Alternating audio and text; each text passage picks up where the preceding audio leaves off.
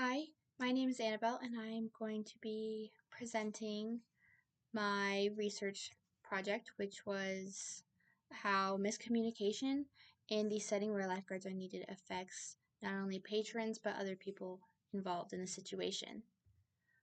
While doing my research, while observing, I was looking out for what they were saying, when they were talking, um, and the whole goal of this was to see kind of how well our communication is as lifeguards when we're in an emergency situation, when our communication needs to be at its highest point.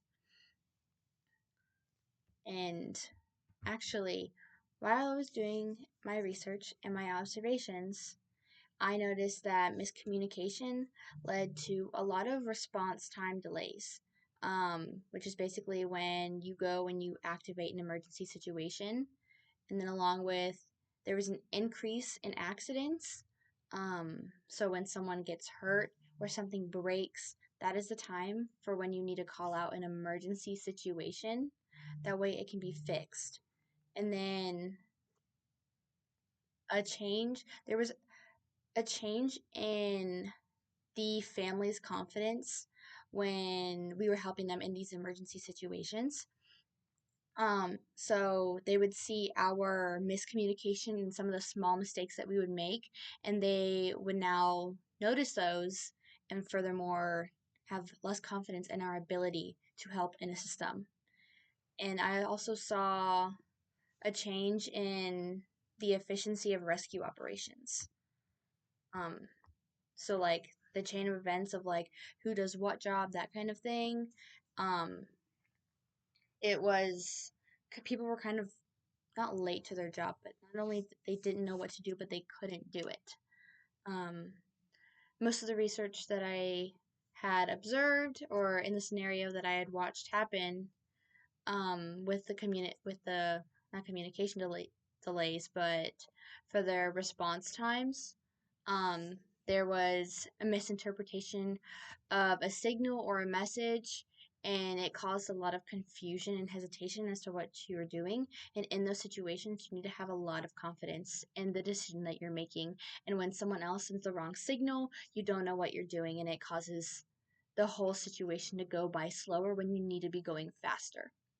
Um, and then with the increased risk, increased risk of accidents, one thing that I saw, and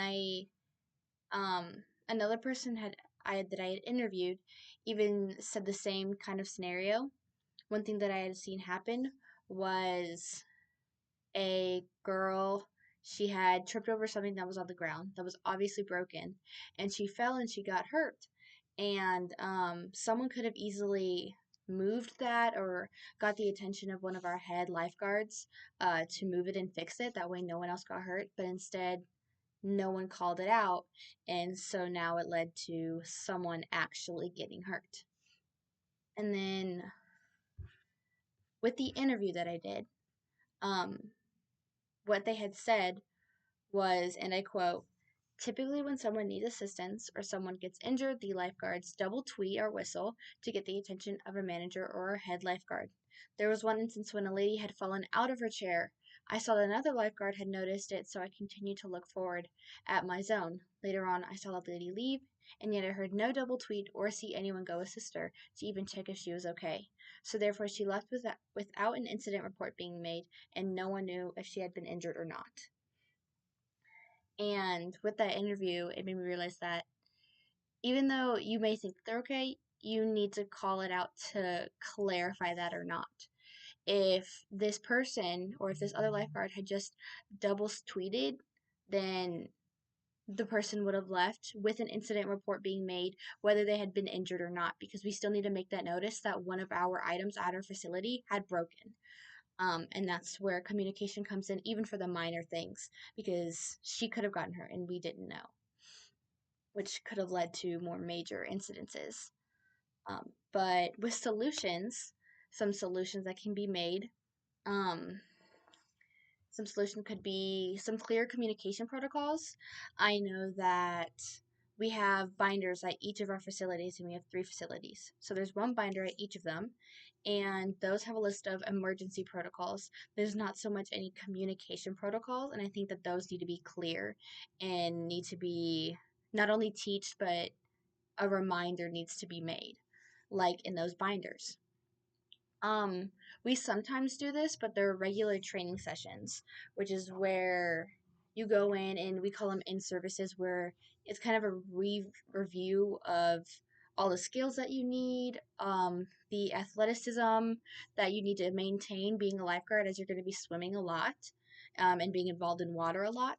And we do those, but not a lot of people um, go to them, and I think that something needs to be done to want more people to go to them. Maybe even some fun team building activities would help that as well, would help with our communication.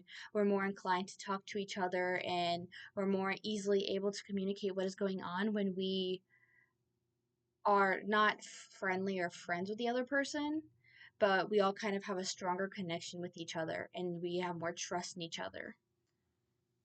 And in conclusion, I think that miscommunication happens a lot in a setting where lifeguards are needed, whether we want it to or not, it happens. And these solutions could easily fix those miscommunication problems and prevent further injuries or further emergency cases happening if we were to use these solutions. Thank you.